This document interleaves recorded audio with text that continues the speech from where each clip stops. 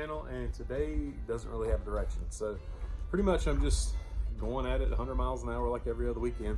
And today I've got to do some work on my backhoe. I've got to change the oil and get it ready to move some logs around and get on the sawmill. And hopefully by the end of the video we'll have some lumber.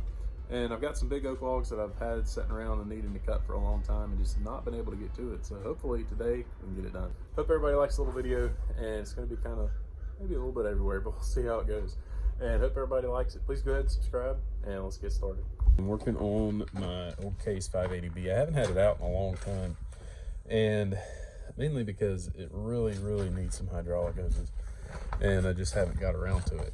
As you can see, they're pretty bad. They're not leaking, but they're on the verge of exploding, and I haven't been trying to use it much. So, but I've got some big oak logs up there that I need to get put on the sawmill, and this is about the only way to do it. So I'm going to try to, I want to change the oil in this thing and do a few things to it, grease it up before I get it out, because it's been sitting a while.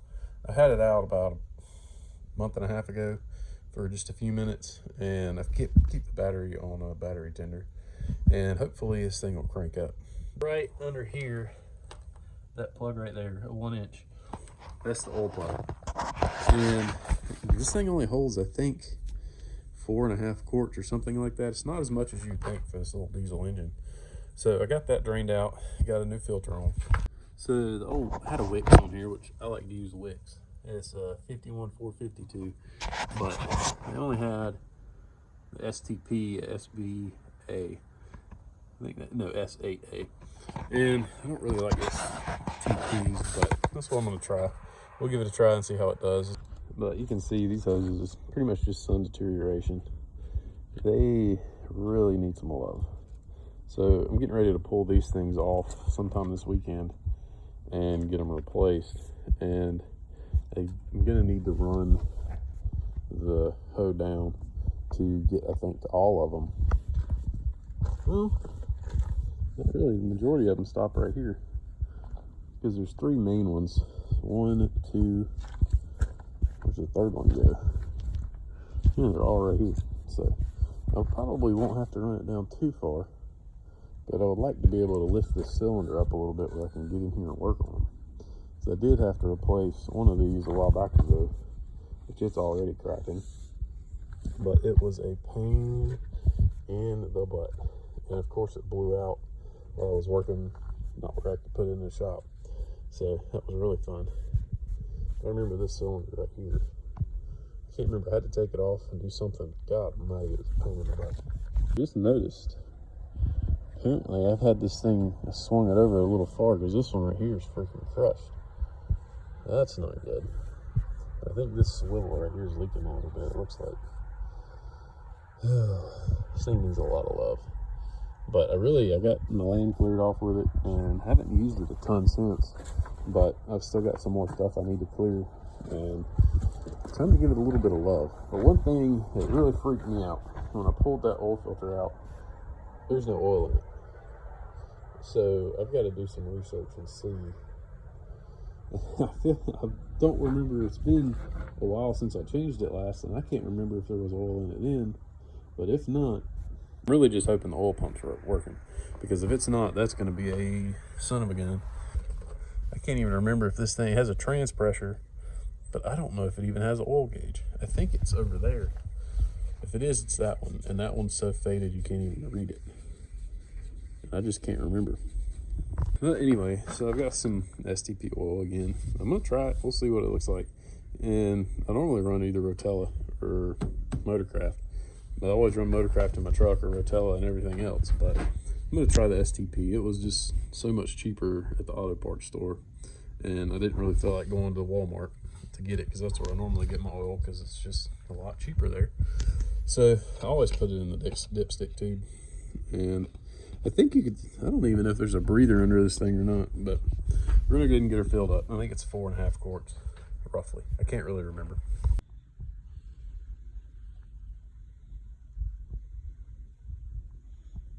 The oil actually doesn't look too bad. A lot of times the cheaper oils are a lot darker in color. It's a little bit dark in here, but it doesn't seem to be too bad. So while I'm at it, I'm gonna go ahead and pull this air filter out and just check it. So under here, 7/16 bolt on this one. Lord only knows what it originally was. So that just is a big clamp that goes around. If I remember, this thing's kind of a pain in the butt.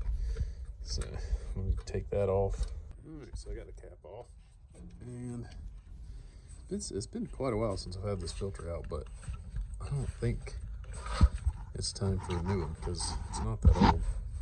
But I like to just check them and blow them out a lot of times because when it's real dusty, these things just really suck up some dust. All right, so it's coming back to me. I remember why I always thought this one was such a pain, because you have to lift up the front bucket to get it out. But it looks really good. So I'm not even gonna worry about it because it looks pretty much brand new. So we're gonna go with it. Put her back in here, call it good. So I don't remember in any of the videos if I talked about this, but about 3 months ago, I was moving some concrete for my grandfather and cut it off, wouldn't start back, starter went out. So I ordered this one off Amazon, and it made a huge difference on this backhoe. Before it was always chug, chug, chug, chug, chug, chug, chug. This thing's just like, woo, so it sounds like your truck didn't start. So if I can remember, I'm gonna link this starter in the description, and hopefully they're back in stock. For a while they were out of stock, but they definitely made a big difference on this backhoe. Okay, that makes me feel a lot better. It makes me feel a lot better. Now I know it's got oil pressure, and I don't have to worry about the motor blowing up. All right, so she ended up taking right at about 5 quarts, and I cranked it up for just a little bit about an hour ago. So we're gonna see what she does now. It's pretty chilly today. It's about 50, well, 55. But just listen to it. It sounds a lot different. Well, we finally got her up on there, and had to spread my guides out a little bit. But I'll go ahead and saw into it and see what she does.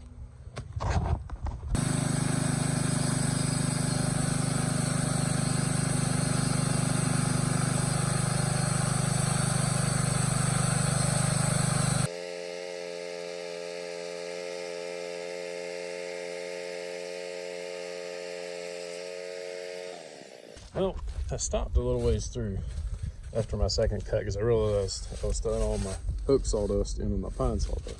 Well, I want oak sawdust for my mushroom garden. I'm getting ready to start.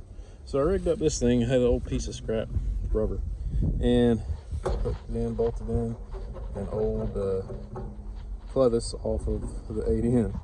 And we'll see how this thing works. Maybe I can keep it in there and just dump it in my barrel and have just hardwood dust for my mushroom garden. So the first cut went really good. See how it does later.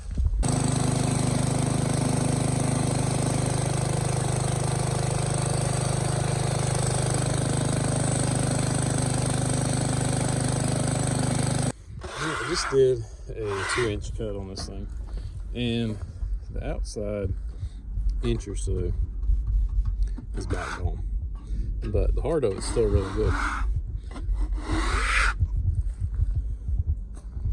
My little bucket did really good. So that's almost probably a quarter of a bucket, one pass. So that's pretty good.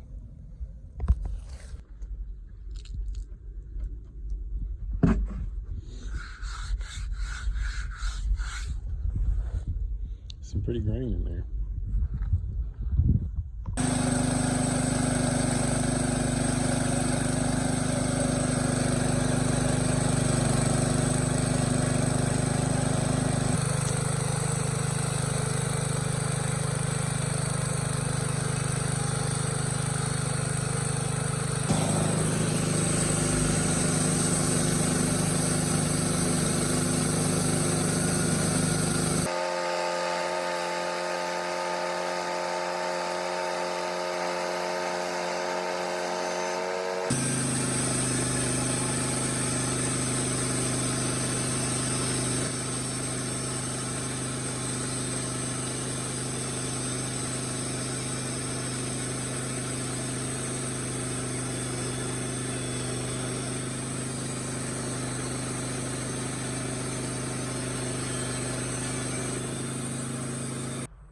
Well, I decided with all my sawdust from the sawmill, I need to use some of it for something. So I was doing a lot of reading and decided I'm gonna grow blind cap mushrooms.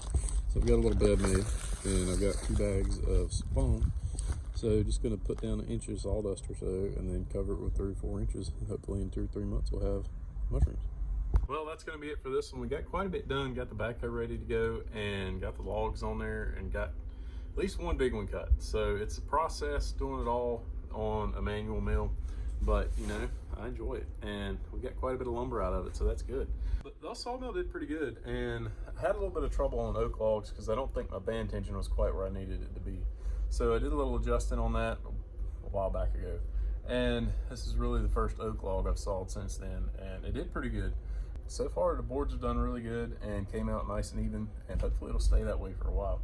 So now I've got to sharpen a bunch of blades and get ready for the next log because I've still got 2 more to go. Hopefully next weekend I can get back at it and get the rest of them sawed. And I've got a hay wagon that I need to redo, so I'm trying to get all these boards cut just for that hay wagon, and hopefully I can get it all done and have that thing ready to go by hay season. So that's my goal. And I appreciate everybody watching. Hope you enjoyed the video. And if you will, please subscribe, leave a thumbs up. We'll see you next time.